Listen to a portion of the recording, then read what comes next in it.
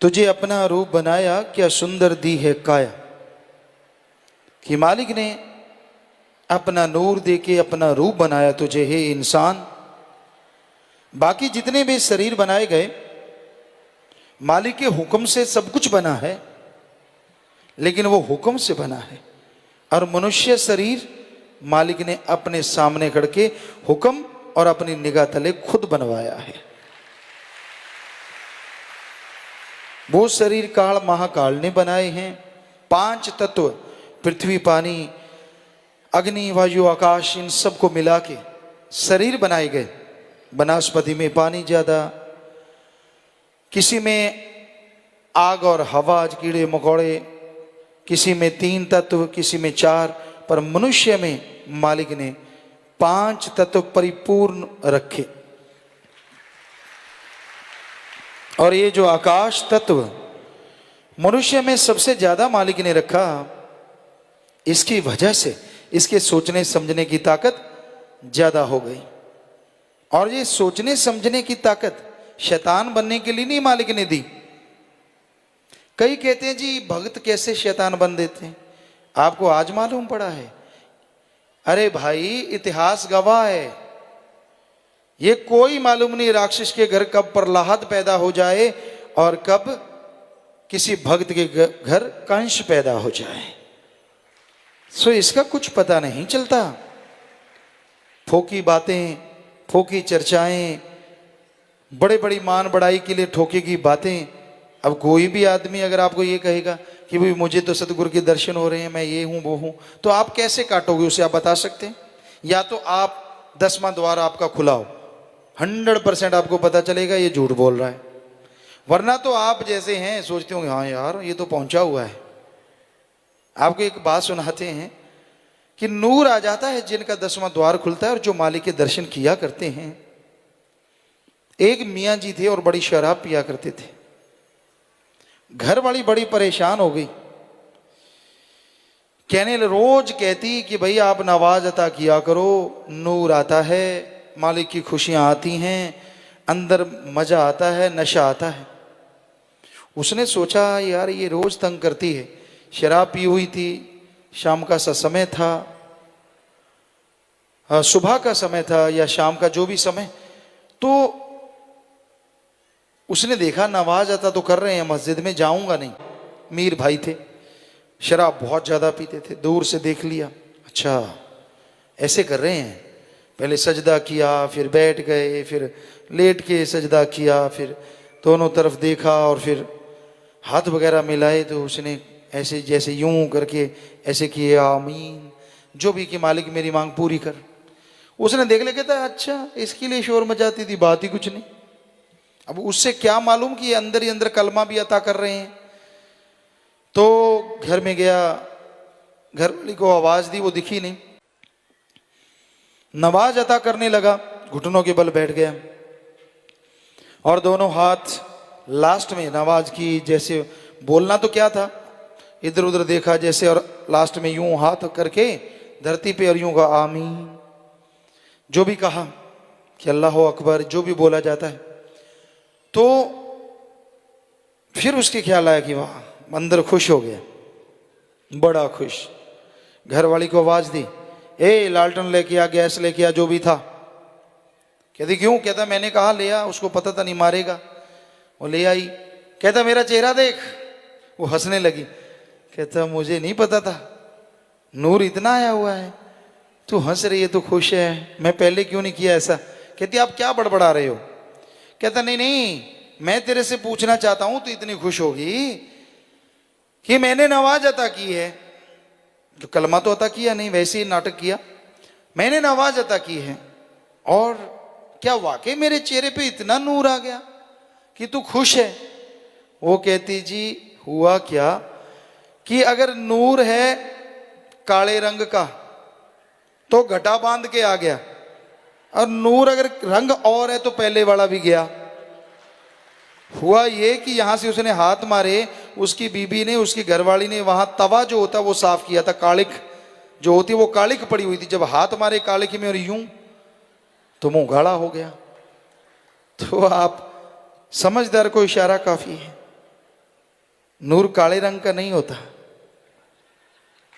नूर घटा बांध के नहीं आता। नूर जब अल्लाह ताला का, राम का आता है ना, तो चेहरा ऐसे लचकता है जैसे बादलों में बिजली लचकती है। तो कहने का मतलब कि मालिक ने तो बहुत कोशिश की, संतों ने बहुत जोर लगाया, तुझे अपना रूप बनाया, कि तुझे अपना रूप बनाया। क्या सुंदर दी है काया, मनुष्य का सिर सबसे अति उत्तम है, और सरदार मुखिया तुझे बनाया, कमी नहीं छोड़ी कोई, पर तेरी समझ ना आया, रहा गधे का गधा, किसी बात पे असर नहीं हुआ। तारीफ करूं क्या उसकी जिसने तुम्हें बनाया, कि उस अल्लाह मालिक की क्या तारीफ करूं हे बंदे जिसने तुझे बनाया, कि वो मालिक तेरे को तेरे इस मृत्यु लोक में रहता हुआ भी दर्शन दे सकता है। क्या गजब का शरीर बनाया। सो सभी मनुष्य जितने भी इंसानी शरीर हैं मालिक ने गजब के बनाए हैं। लेकिन ऐसा घोर कलयुग है, ऐसा भयानक समय है, लोग मालिक का नाम नहीं लेते, बल्कि बुरे कर्म कर करके जो थोड़ा बहुत नूर आया होता वो मीर जी की तरह वो भी उड़ा बैठते हैं। तो भाई सुमरन करो, मालिक का नाम जपा करो, ताकि जो नूर है वो बरकरार रहे और नूर आ जाए। और सुमरन करके, जैसे दशहरा है आज, बड़े पटाखे चल रहे होंगे, सिर्फ पुतले में पटाखे नहीं चलते, जुत्तम पेल भी होता है, चित्रों के भी पटाखे पड़ते हैं, डंडों के पटाखे पड़ते हैं, बोतलों के पटाखे पड़ते हैं।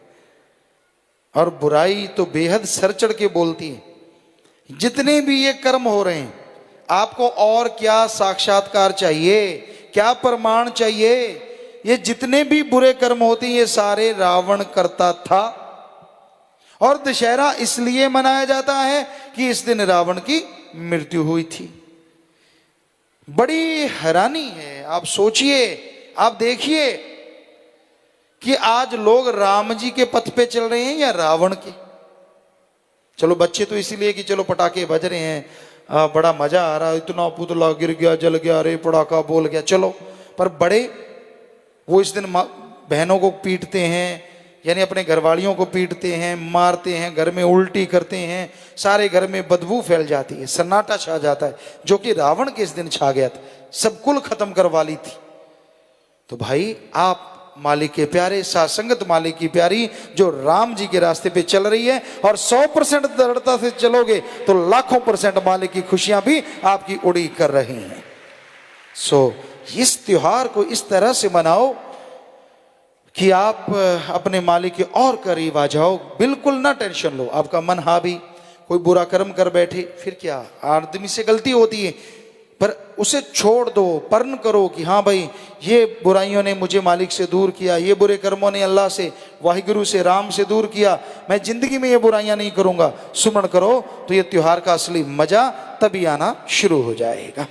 सत्संग में आइए, पीर फकीर उसका नाम बताएंगे, उसका नाम लेके पुकारिए भावना से, श्रद्धा से। उसका नाम लेके पुकारोगे तो वो आपकी पुकार सुनेगा।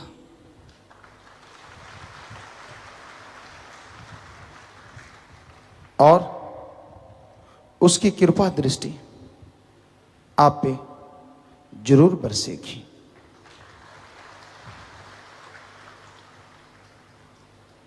भावना शुद्ध हो, जैसे ये कहावत है, मन चंगा कठौती में गंगा।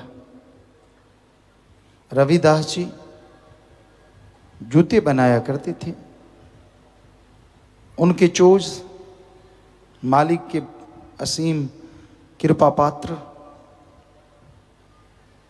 कहते हैं एक बार सोने का कड़ा किसी बादशाह को दिया गया, तो उसने उससे कहा कि भाई कहाँ से लाया? कहता जी मैं तो गंगा जी से लाया था। कौन लाया? रविदास जी। उनके पास बादशाह आया कि मुझे तो अभी इसी क्षण ऐसा सोने का कंगन चाहिए। तो भक्त कहने लगा जी ये तो गंगा जी से लेके आए थे, यहाँ कहाँ? रविदास जी कहते कोई बात नहीं, अपा अभी दिखा देते हैं। मालिक से दुआ की और जिसमें चमड़ा भिगोया करते थे, यूं चमड़ा निकाला तो वहां गंगा जी बह रही थी। कहने लगे बादशाह जितने कड़े लेने हैं ले ले, जो तेरे को मैच करता है वो मैच कर ले, यहां से मिलेंगे सब। तो मन चंगा कुठौती में गंगा। भावना शुद्ध हो, चाहे वो राजा, अमीर, धनाड़, गरीब, रंक, सबको मालिक मिल सकता है। भावना शुद्ध होनी चाहिए। जिनके दिलो दिमाग में बेईमानी, ठगियां, शातिर चालें जो चला करते हैं, उनकी कुलों का नामो निशान मिट जाया करता है। इतिहास गवाह है, जिसने भी ऐसा किया उनका कोई नाम लेने वाला नहीं। कुल का खात्मा ही नहीं, बल्कि जो मालिक का नाम नहीं लेते, बुरे कर्म करते हैं, उनका कोई नाम लेना पसंद नहीं करता। क्या किसी ने रावण की भक्ति करते किसी को देखा? राक्षस तो चाहे करते हो, आदमी नहीं। क्या किसी मां का नाम कैकई है? क्या किसी का नाम मंथरा रखा गया? नहीं रखा गया। क्यों? क्योंकि वो बुराई के प्रतीक बने। क्या श्री राम का नाम कोई नहीं लेता? क्या श्री कृष्ण को कोई याद नहीं करता? क्या पैगंबर मोहम्मद साहब, क्या 10 गुरु सहवान, क्या पैगंबर ईसा मसीह को लोग याद नहीं करते? आज लाखों करोड़ों के दिलों में इन सब महापुरुषों के लिए जगह है, या लाखों करोड़ों दिलों में वो वास करते हैं। कर्मों की खेती है। जैसे कर्मों का बीज डालोगे वैसे फसल काटने को मिलेगी। इसलिए नेकी भलाई का बीज डालो, राम नाम का बीज डालो, अल्लाह वाहिगुरु गॉड खुदा रब की भक्ति का बीज डालो। पता नहीं वो क्या से क्या बख्श दे। ਧੰਨ ਧੰਨ ਸਤਿਗੁਰੂ ਤੇਰਾ ਹੀ ਆਸਰਾ। ਗੁਰੂ ਜੀ ਦੀ ਪਿਆਰੀ ਸੰਗਤ ਨੂੰ ਨਿਵੇਦਨ ਕੀਤਾ ਜਾਂਦਾ ਹੈ ਕਿ ਹਰ ਰੋਜ਼ ਸਤਸੰਗ ਸੁਣਨ ਦੇ ਲਈ ਸਾਡੇ ਚੈਨਲ ਡੇਰਾ ਸੱਚਾ ਸੌਦਾ ਨੂੰ ਸਬਸਕ੍ਰਾਈਬ ਕਰ ਲੈਣਾ ਜੀ।